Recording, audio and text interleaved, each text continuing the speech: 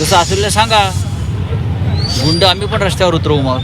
राऊत साहेब, नाशिक त्र्यंबकेश्वर रस्ता हा आता काही महिन्यापासून त्याचं काम चालू आहे, परंतु त्याच्यावरती चिखलाचं साम्राज्य चालू मला वाटतं असल्यामुळे की मिनिटाला एक अपघात होत होता. दोन लहान मुलांनी एक व्हिडिओ करून त्या संदर्भात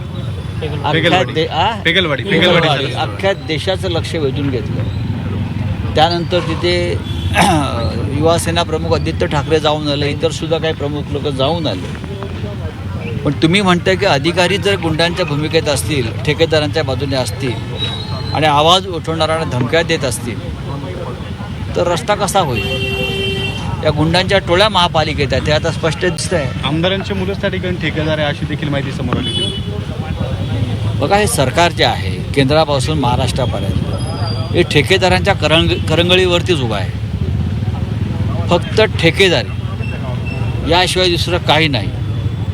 25% आधी घ्यायचे, कामाचा पत्ता नाही. महापौर नोटंकी म्हणताय तुमच्या, महापौराची बनावट टेंडर, महापौर नोटंकी म्हणताय. खरं तर तुमच्या सेनेने जे आंदोलन केलेलं होतं महासभेत, अच्छा, महापौर नोटंकी म्हणतात. मग हे जे काय हे सगळं चाललं आहे त्यांच्या नेतृत्वाखाली असलेल्या महापालिकेत, त्याला काय म्हणाल? हे काय आहे? तुम्ही या नाशिकचं स्मशान केलेलं आहे. माणसं मरतायत रस्त्यावर, जखमी होत आहेत, कोमामध्ये आहेत माणसं. आपण नागरिकांना एक सवाल केला, नगरसेवकांकडे गेला होता. होय, मी नगरसेवकाचं काम आहे, ज्याला या लोकांनी मतदान करून निवडून आणलेलं आहे, त्यांच्या दारात जाऊन, त्या घरात जाऊन घुसलं पाहिजे, जा विचारला पाहिजे. मी मगाशी म्हणालो की आम्ही एका कर्तव्य भावनेने रस्त्यावरती उतरलेलो आहे, सत्ता नसली तरी. पण जनता जी आहे इकडली या नाशिकची, त्याने रस्त्यावरती उतरायला पाहिजे. आणि ज्या त्या भागात खड्डे जास्त आहेत ते नगरसेवक, ते अधिकारी यांची नावं जाहीर केली पाहिजेत, त्यांच्या दारात गेलं पाहिजे. काही होत नाही. आता मोदी असेल किंवा फडणवीस असेल किंवा गिरीश महाजन असेल, काय नाही करू शकत. लोक आता जंतर मंतर नंतर सर्वत्र जंतर मंतर सुरू आहे. सर, आम्ही बसचे कर्मचारी हे 4 महिन्यापासून लेकरांना इतका त्रास होतो, लहान लहान लेकरांना इतका त्रास होतो. बस कर्मचारी, मी भोसला मिलिटरीला गाडी चालवतो. त्या लेकरांना इतका त्रास होतो या खड्ड्यांमुळे, तर याच्याबद्दल काहीतरी थोडं निर्णय घेतला पाहिजे. निर्णय म्हणजे निर्णय महापालिकेतल्या अधिकाऱ्यांनी, जिल्हाधिकाऱ्यांनी, महापालिका आयुक्तांनी, महापौरांनी, नगरसेवकांनी घेतला पाहिजे.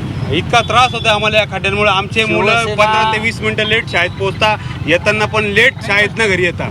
तर पालक लोक सर्व आम्हाला विचारतात काय प्रॉब्लेम बाबा. आता त्यांना आम्ही काय उत्तर द्यायचं, काय जाब द्यायचं बॉस? शाळेतल्या मुख्याध्यापकांना सुद्धा खड्डे दाखवायला पाहिजे.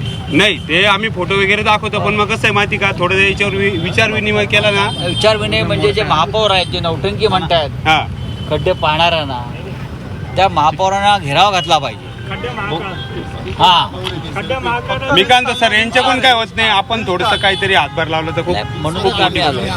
खूपच आंदोलन सांगितलं आपण करू शकतो. उद्या सगळ्यात मोठं आंदोलन आहे खड्ड्यासाठी. उद्या सगळ्यात मोठं आंदोलन आहे.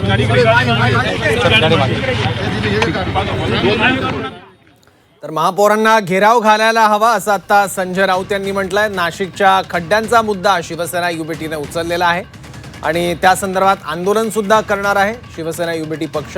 नाशिककरांनी आता रस्त्यावर उतरलं पाहिजे असंही संजय राऊत म्हणाले आहेत.